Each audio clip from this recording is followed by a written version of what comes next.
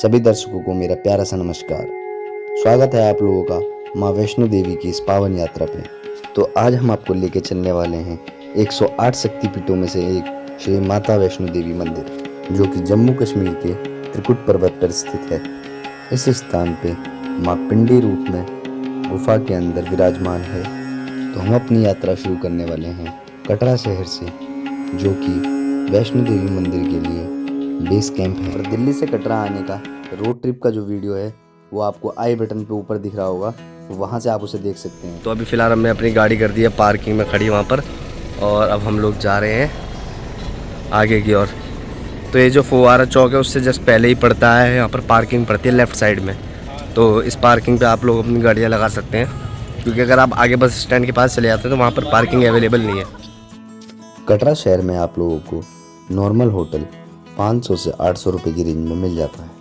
तो होटल लेने के मामले में मेरी राय यही है कि या तो आप लोग होटल फुवारा चौक के आसपास लें या फिर बाणगंगा के आसपास लें, जिससे आपकी यात्रा सुगम हो जाती है। फुवारा चौक के पास ही कटरा शहर का बस स्टैंड है, जहां पर आपको जम्मू के लिए बस सेवा मिल जाती है। यहाँ पर आपको शिवकौड़ी और श्रीनगर घूमने के लिए भी टैक्सी आसानी से मिल जाती है। और बस स्टैंड के पास ही RFID कार्ड रजिस्ट्रेशन का सेंटर है, जहां से आप लोग अपना RFID कार्ड ले सकते हैं। अमूमन यहाँ पर बहुत सी भीड़ देखी जाती है, पर इस समय यात्रा हल्की होने के कारण यहाँ पर भीड़ बहुत कम है। आप लोग RFID कार्ड ताराकोटी मार्ग के पास से भी ले सकते हैं। जो यात्री ट्रेन से आ रहे हैं वो लोग कटरा स्टेशन पे भी RFID कार्ड बनवा सकते हैं। जय माता दी दोस्तों, अभी हम लोग पहुंच गए हैं कटरा, और यहाँ पर ये वो जगह है बस स्टैंड के पास जहाँ पर यात्रा रजिस्ट्रेशन होता है। तो मैं जो आप पीछे देख रहे हैं ये यात्रा रजिस्ट्रेशन का काउंटर है। यहाँ पर आप लोग जो भवन के लिए अपना RFID कार्ड होता है वो बनवा सकते हैं, जो कि कुछ ऐसा होता है RFID कार्ड। ये बहुत ज़्यादा इंपॉर्टेंट है यहाँ पर। अगर आप वैष्णो देवी की यात्रा कर रहे हैं तो RFID कार्ड ज़रूर बनाएँ, और इसे बनाना बिल्कुल ना भूलें, क्योंकि ये बहुत ज़्यादा इंपॉर्टेंट है। बेसिकली आपकी आइडेंटिटी है, और तो इसके लिए आपको एक बेसिक सी चीज़ चाहिए होती है, वो है आपका आधार कार्ड।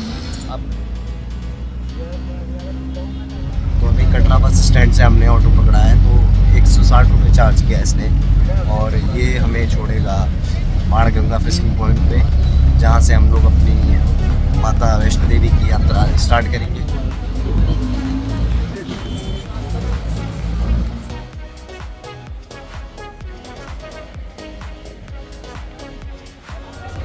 तो अभी हम लोग जा रहे हैं फ्रिस्किंग पॉइंट की ओर।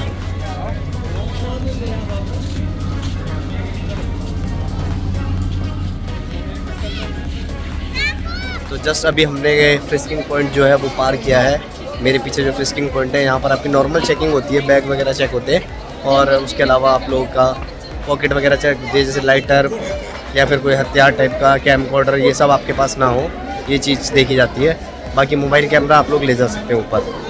तो यहाँ पर आप लोग देख सकते हैं, ये फर्स्ट पॉइंट है यहाँ का, फ्रिस्किंग पॉइंट जिसे कहते हैं, पहला पॉइंट, जहाँ पर आपकी बेसिक चेकिंग होती है, और उसके बाद आपको आगे की ओर भेज दिया जाता है। तो RFID आपकी यहाँ पर भी चेक होती है। इस बात का जरूर ध्यान रखें कि RFID आपके पास हो जब भी आप यहाँ पर आ रहे हो। तो फ्रिस्किंग पॉइंट से जैसे ही थोड़ा आगे आते हैं तो यहाँ पर मार्केट शुरू हो जाती है, और यहाँ पर ये बहुत सारे फोटो स्टूडियो बने हुए हैं, जहाँ पर आप लोग अपनी फ़ोटो खिंचवा सकते हैं माता के पिंडी रूप के साथ। जयकारा शेरा वाली दा, बोल साचे दरबार की जय। ये है ताराकोटी मार्ग, जो नया बना है रास्ता। तो देखिए वो मार्ग जो दिख रहा है ऊपर को जाता हुआ, वो मार्ग है ताराकोटी मार्ग, जो नया वाला मार्ग बनाया गया है। कहाँ जा रहे हैं गौरव जी? भूषण जी का लंगर खाने, जो कि कितने सालों से चला आ रहा है। तो जो मेरे जस्ट पीछे है ये है भूषण कुमार जी का जो भंडारा होता है, बहुत सालों से ये भंडारा चलता हुआ आ रहा है। डेली ये भंडारा होता है, तो आप लोग ये भंडारा भी ग्रहण कर सकते हैं, यहाँ पर प्रसाद ग्रहण कर सकते हैं। ये भंडारा बिल्कुल फ्री है।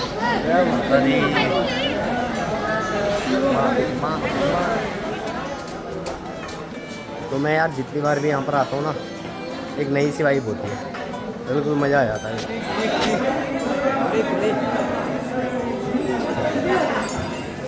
तो अभी मैंने आपको दिखाया जो पिट्ठू पौनी के रेट थे यहाँ पर, या बेबी सिटर जो होते हैं उनके रेट थे यहाँ पर, तो वो दिखाए गए। बाकी उसमें पालकी के भी रेट लिखे हुए थे, आप लोग देख सकते हैं। और ये जो मेरे पीछे है ये है फर्स्ट जो बुकिंग काउंटर है, जो यहाँ का ऑथराइज से बुकिंग काउंटर वो ये है। देखिए पहला है, ठीक है। तो ये पहला बुकिंग काउंटर है। अगर आप यहाँ से करते हैं तो यहाँ पर आपको RFID जो होती है वो मिलती है, उनकी भी जिसकी आप बुक करके चल लें, तो ये थोड़ा सेफ़र रहता है। तो जब भी आप आएँ तो कोशिश करिए कि आप लोग जो ऑथेंटिक होते हैं डायरेक्ट ना करके यहीं से बुक करें। हम लोग पहुंच चुके हैं बाणगंगा, और बाणगंगा की कथा कुछ इस प्रकार है कि माता रानी जब भैरवनाथ से छिपके त्रिकुट पर्वत की ओर अग्रसर थी, तो उस समय उनके साथ हनुमान जी भी थे, और हनुमान जी को इस स्थान पर आके प्यास लग जाती है। तो हनुमान जी की प्यास बुझाने के लिए माता रानी यहाँ पर तीर चलाती है, जिससे जल की धारा आने लगती है। इसीलिए इस स्थान का नाम बाणगंगा पड़ा है। एक अन्य मान्यताओं के अनुसार कहा जाता है कि माँ ने अपने केश यानी कि बाल भी यहाँ पर धोए थे, जिसकी वजह से इसे बाल गंगा भी कहा जाता है।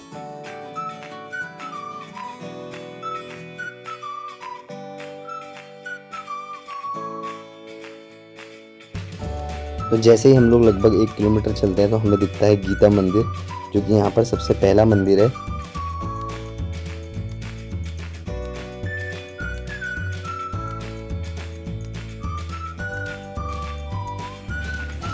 दोस्तों ये है पालकी। जो लोग घोड़े में जाने में असमर्थ होते हैं उनके लिए इसकी व्यवस्था होती है, और देखिए इसमें 4 लोग लगते हैं। कितनी मेहनत का काम है ये। यहाँ पर कितना अच्छा मैंने देखा कि मेडिकल जो यूनिट है ना वो हर जगह जगह, मेरे पीछे भी आपको दिख रही होगी।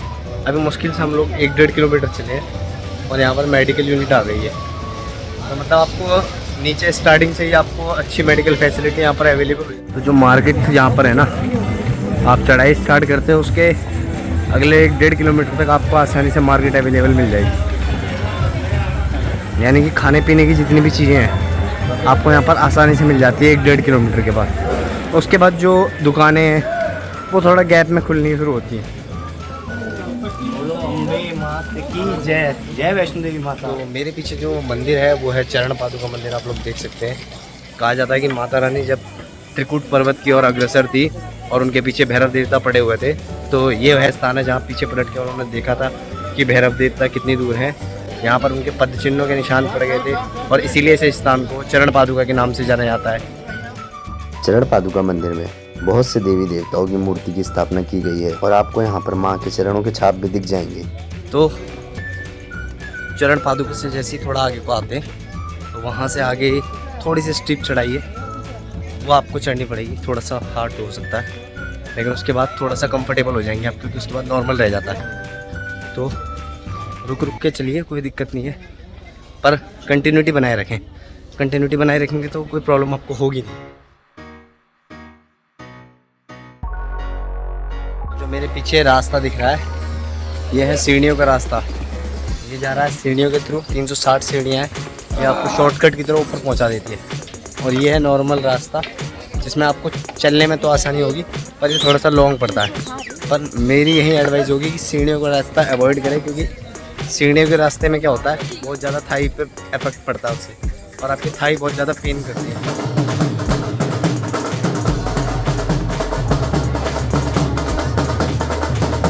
दोस्तों जो मेरे पीछे देख रहे हैं आप लोग, वो है चरण पादुका का प्रीपेड काउंटर। अगर आपको घोड़ा पालकी या पिट्ठू करना है तो ये यहाँ पर प्रीपेड काउंटर है। ये प्रीपेड काउंटर है चरण पादुका का। इसके बाद जो नेक्स्ट प्रीपेड काउंटर आपको मिलेगा वो मिलेगा आपको अर्धकुंवारी पे।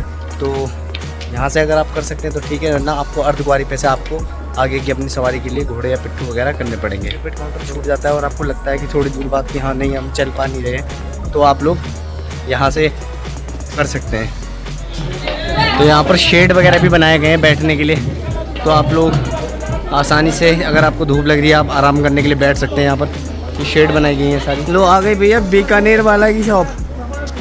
तो जिसको नॉर्मल दुकानों से नहीं खाना है, सिर्फ बीकानेर वाले से खाना है, उसके लिए भी शॉप है। और ये है कटरा शहर का व्यू, पूरा कटरा शहर है। रास्ते में पानी पीना या फिर नींबू पानी पीना बिल्कुल ना भूले, क्योंकि ये आपकी बॉडी को डिहाइड्रेट नहीं होने देता। तो मिश्रा जी कैसा लगा अभी तक का सफ़र आपको माता रानी का? थक गया मैं तो बहुत ज़्यादा। थक गए, पर मज़ा आ रहा है कि नहीं? मज़ा तो आ रहा है, और आपको मिस्टर सचदेवा जी? बहुत अच्छा लग रहा है। बस मिश्रा जी को खींच रहे हैं जैसे तैसे। अबे हम इन्हें लोग यहाँ पर घोड़े पौनी हाँक रहे हैं, हम मिश्रा जी को हाँक रहे हैं। तो ये है अर्धकुंवारी का प्रीपेड काउंटर। तो आप लोग यहाँ से भी घोड़ा कच्चल ले सकते हैं अपने लिए। और दोस्तों जो ये श्राइन बोर्ड द्वारा बनाए गए भोजनालय हैं, जैसे इंद्रप्रस्थ भोजनालय, अंबिका भोजनालय या हिमालय भोजनालय, तो इन भोजनालयों पे ना खाना जो है वो बहुत सस्ता होता है और चाय भी जो होती है वो मात्र 8 रुपये की मिल जाती है।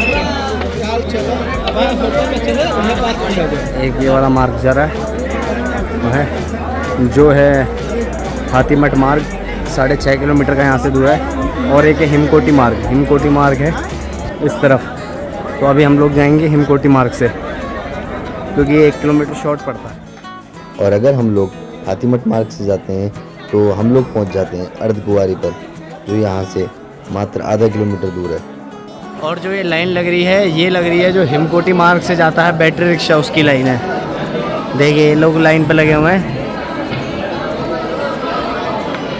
ये लगी हुई है लाइन। देखिए इन्होंने वो है जो टिकटें ले लिया है और ये लोग वेट कर रहे हैं बैटरी रिक्शे का। इस टाइम पे भीड़ कम है, लेकिन है। देखिए पीछे भी आप देख रहे होंगे जो ये काउंटर है बैटरी रिक्शे का, जिसकी टिकट है लगभग 354 रुपये, उसकी लाइन यहाँ पर लगी हुई है। थोड़ी देर में भी ये लोग चलेंगे। और ये है वो बैटरी रिक्शे, देखिए ऐसे लगे हुए बैटरी रिक्शे। तो देखिए अर्धकुंवारी के थोड़ा सा आगे हम लोग गए हिमकोटी वाले मार्ग पे, तो यहाँ पर जो टीन लगने का काम चल रहा है, शेड लगने का वो चल रहा है। देखिए श्राइन बोर्ड कितना अच्छा काम कर रहा है यहाँ पर, ताकि धूप से या फिर बर्फ़ के टाइम पे आप लोग आसानी से बच सकते हैं इनसे। तो माँ का भवन रह गया मात्र 5 किलोमीटर शेष। और साथ साथ हमारे जो महान महारथी माता के भक्त हैं, थक गए थोड़ा सा। देखो चेहरे पे इनके पूरे 6 किलोमीटर से बैग उठा के ला रहा हूँ, ये वाला बहुत थक गया मैं। क्या ही करूँ। 100 मीटर पहले बैग लेने वाला इंसान और कह रहा है 6 किलोमीटर से उठा के ला। तो बात करें अगर माता रानी के उद्गम की, तो कहा जाता है कि त्रेता युग में माता वैष्णवी का जन्म दक्षिण भारत में रत्नाकर सागर के घर पर हुआ था। और उस समय उनके बचपन का नाम त्रिकुटा था, क्योंकि वह विष्णु पंथ में हुई थी। तो उसके बाद वो वैष्णवी कहलाई। ये वह समय है जब भगवान राम सीता माता को छुड़ाने के लिए लंका की तरफ जा रहे थे। जब माता 9 साल की हुई तो उन्होंने अपने माता पिता से समुद्र किनारे जाकर तपस्या करने की अनुमति ली। और जब श्री रामचंद्र जी रामेश्वर जाते समय उस स्थान से गुजरे तो उन्होंने माता रानी को देखा और माता रानी से मुलाकात की। कहा जाता है कि माता रानी ने उनसे उनकी पत्नी बनने की इच्छा जाहिर करी, जिस पे श्री राम जी ने कहा कि जब मैं वापस आऊँगा, अगर तुमने मुझे पहचान लिया तो मैं तुम्हें अपनी पत्नी बना लूँगा। पर कहा जाता है कि जब भगवान वापस आए थे तो माता रानी उन्हें नहीं पहचान पाई, लेकिन श्री राम जी ने उनकी भक्ति को देखते हुए कहा था कि मैं भविष्य में कली के रूप में आऊँगा और तब तुम वैष्णवी रूप में मेरी धर्मपत्नी कहलाओगी, लेकिन तब तक के समय के लिए तुम त्रिकुटा पर्वत पर जाकर तपस्या करो और सिद्धियां प्राप्त करके मानव जाति का उद्धार करो। कहा जाता है कि तब से माता रानी त्रिकुटा पर्वत पर आ गई और यहाँ पर तपस्या करने लगी। तो ये वैष्णो माता जी की शॉर्ट सी कहानी थी जो मैंने आप लोगों को बताई। तो समय हो गया चाय का, जो कि मात्र 8 रुपये में हमें श्राइन बोर्ड के भोजनालय में मिल जाती है। देखो हो गए दर्शन हमें माता वैष्णो देवी के भवन के, पूरा भवन सुंदर लग रहा, माँ का भवन, मज़ा आ गया भाई।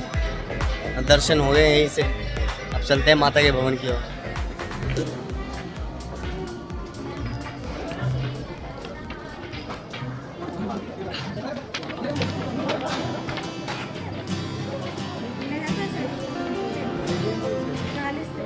और भैया जिसका इंतज़ार था, जिसके लिए इतना चढ़ के आए, हो रहा माता जी का भवन। बोलो वैष्णो माता की जय। तो दोस्तों माता रानी की कृपा से फाइनली हम लोग एंटर हो रहे हैं माता के भवन परिसर में। यहाँ से जो है माता का भवन परिसर शुरू हो जाता है और ये भवन की चेक पोस्ट है एक तरीके से। नहीं मैं बताऊँ क्या कह रहा था, ये है रोपवे की, यहाँ से एंट्री होती है। तो रोपवे के लिए अगर आप जाना चाहते हैं तो यहाँ जा सकते हैं। बाकी इसके सामने है भेंट शॉप, भेंट शॉप पे आप लोग प्रसाद वगैरह ले सकते हैं अपना माता रानी के लिए। क्योंकि भवन के आसपास बहुत सारी जगह पर दुकान चल रहा है,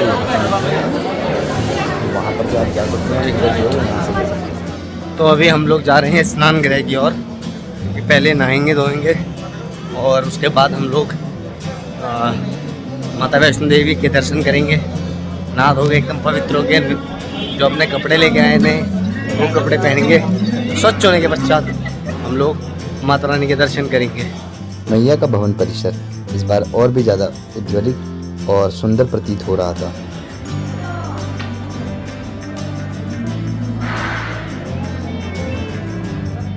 और देखिए अभी हम लोग हैं वैष्णो देवी भवन की ओर अग्रसर। मेरे पीछे है माँ वैष्णो देवी का भवन और अलग ही वाइब है यार। पीछे देखिए सनसेट हो रहा है, कितना प्यारा लग रहा है, मज़ा ही आ गया सनसेट देख के। इतना अच्छा वीडियो में आ रहा है। तो भैया नहा धो के अब हो गए हैं रेडी और कुछ यूँ लुक है अपना। और पीछे है भवन सुंदर सा माता रानी का। अब जा रहे हैं लॉकर रूम। लॉकर रूम में पहले सामान रखते हैं। अब जो लॉकर रूम है वो पार्वती भवन में शिफ्ट हो चुका है, तो अब हम जा रहे हैं पार्वती भवन की तरफ। और लॉकर में रखते हैं अपना सामान पहले और उसके बाद चलते हैं माता के दर्शन करने के लिए। बोलो वैष्णो माता की जय। तो दोस्तों एक चीज़ बहुत इंपॉर्टेंट है कि 5 बजे से 7 बजे तक मॉर्निंग में और 5 बजे से 7 बजे तक इवनिंग में यहाँ पर आरती होती है। और आरती के टाइम पे जो है लाइन रोक दी जाती है, तो कोशिश कीजिएगा कि आपके भवन की टाइमिंग इस टाइमिंग से थोड़ा पहले की ही हो। तो ये है दोस्तों पार्वती भवन, जहाँ अब लॉकरों की लाइन वगैरह लगती है। ये देखिए सारी लॉकर की लाइन लगी हुई है और आप इस पर पढ़ भी सकते हैं। देखिए इस पर भी साफ साफ लिखा हुआ है कि यही लास्ट पॉइंट है जहाँ से आपको लॉकर मिलेगा, इसके आगे कोई और पॉइंट नहीं है। तो ये लाइन लगी हुई है लॉकर लेने वालों की और ये है रिसेप्शन पे एक सिंगल विंडो जहाँ से लॉकर अभी मिल रहे हैं।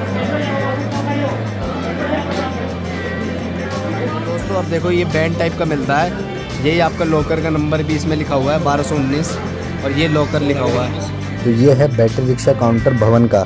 तो जब आप यहाँ से नीचे जाएंगे तो आप यहाँ पर 236 रुपये की टिकट में नीचे जा सकते हैं। तो यहाँ पर जो डिफरेंट भवन बने हैं उन सभी भवनों पे आप लोगों को एकोमोडेशन भी मिल जाता है। तो यहाँ पर फ्री और पेड दोनों एकोमोडेशन मिल जाते हैं। तो दर्शन करने के बाद हम लोग जा रहे थे कुछ खाने के लिए, तो नज़र पड़ती है हेलीकॉप्टर बुकिंग काउंटर पे, जो कि अब दुर्गा भवन शिफ्ट हो चुका है। तो उसके बाद हम लोग पहुँच गए सागर रत्ना और वहाँ पर हमने खाया डोसा और थोड़े से छोले भटूरे। तो दोस्तों अभी जा हमने रहे हैं भैरवनाथ। कर लो तुम कर लो पहले। फाइनली हमने चाय पी के अपनी भैरवनाथ की ट्रैकिंग स्टार्ट कर दिया। दर्शन हमने किए, बहुत सुंदर दर्शन हुए और बहुत मज़ा आया हम लोगों को दर्शन में। और अब स्टार्ट करते हैं भैरवनाथ की ट्रैकिंग। माँ वैष्णो देवी के सुंदर से दर्शन करके हम लोग निकल जाते हैं भैरव घाटी के लिए। भैरव घाटी में भैरव जी का मंदिर है जो भवन से मात्र 2 किलोमीटर की दूरी पर है। तो दोस्तों भवन से भैरव घाटी के लिए अगर घोड़े करने हैं तो यह एक प्रीपेड काउंटर है जहाँ से हम घोड़े कर सकते हैं। माँ वैष्णो देवी के दर्शन करने के पश्चात भैरव बाबा के दर्शन करने भी उतने ही महत्वपूर्ण हो जाते हैं जितने माता के दर्शन होते हैं। तो दोस्तों भैरव बाबा की कहानी कुछ इस प्रकार है कि प्राचीन कहानियों के अनुसार कहा जाता है कि जब माता वैष्णो ने भैरव देवता का वध कर दिया था, उस टाइम पे उन्होंने अपनी गलतियों की क्षमा मांगी थी माता से, और माता ने उन्हें आशीर्वाद दिया था कि जो भी मेरी पूजा करेगा उसके बाद तेरी भी पूजा करेगा। और इसीलिए आज के समय पे भैरव बाबा को भी उतना ही पूजा जाता है। और कहा जाता है कि माता रानी की जो यात्रा है वो तब तक सफल नहीं होती जब तक आप लोग भैरव बाबा के दर्शन ना कर ले। और बहुत ज़्यादा थकावट हो रही है अब ऊपर की ओर, क्योंकि ना स्टिप चढ़ाई है। जो भैरव बाबा का मंदिर है ना वो मोस्टली आपको ऊंची जगहों पे मिलेगा, क्योंकि कहा जाता है कि भैरव बाबा जो होते हैं बड़े बड़े मंदिरों के क्षेत्रपाल हैं। तो फाइनली अब हम लोग आ चुके हैं भैरव बाबा के मंदिर के पास और यहाँ पर है भेंट शॉप जहाँ से हम लोग प्रसाद वगैरह ले सकते हैं। रोपवे का टिकट काउंटर है भैरव बाबा से।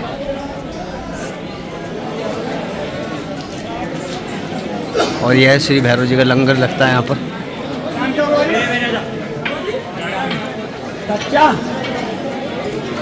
और ये आ गया अपना भैरव बाबा का मंदिर। भैरव बाबा की जय। अच्छा खासा क्राउड है यहाँ पर भी देखिए। जो भैरव घाटी की ना बात है वो बिल्कुल अलग है। यहाँ ना माहौल बिल्कुल अलग मिलेगा। यहाँ से आप नीचे घाटी में देखेंगे तो आपको दिखता है वैष्णो देवी का इस शानदार खूबसूरत सा मंदिर। देखिए रात को ये और भी ज़्यादा सुंदर दिखने लग जाता है। तो फाइनली हम लोग भैरव मंदिर भी पहुंच गए और अपना प्रसाद भी हमने ले लिया है एज़ यूजुअल। और बहुत खुशी है इस साल की अपनी ये यात्रा कंप्लीट करने की।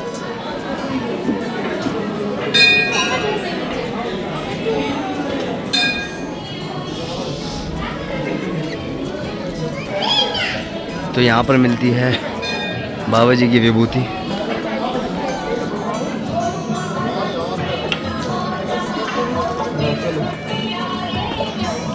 ये भी यहाँ की खूबसूरती है। देखिए कितनी भी ठंडो, नींद यहाँ पर बहुत प्यारी आती है। दोनों बंदे भी हमारे सो चुके हैं। देखिए फिलहाल हम लोग पहुंच चुके हैं भैरव बाबा के भवन पे। दर्शन हमने कर लिए हैं, विभूति भी हमने लगा ली है और बहुत मज़ा आया, दर्शन के बहुत मज़ा आया। माता के भी दर्शन बहुत सुंदर हुए और भैरव बाबा के भी दर्शन बहुत ज़्यादा सुंदर हुए और बहुत सारी अच्छी यादें अपने लेके जा रहे हैं घर को, क्योंकि ये ट्रिप बहुत ज़्यादा सुंदर थी। पूरे रास्ते भक्तों के नारों के साथ हमने माता की जय जयकार की और अपने भवन पहुंचने के बाद हमने वहां पर नहा धो के पूजा अर्चना करी, जो बहुत ही ज़्यादा मज़ेदार था। और अभी हम लोग जा रहे हैं बस नीचे की ओर।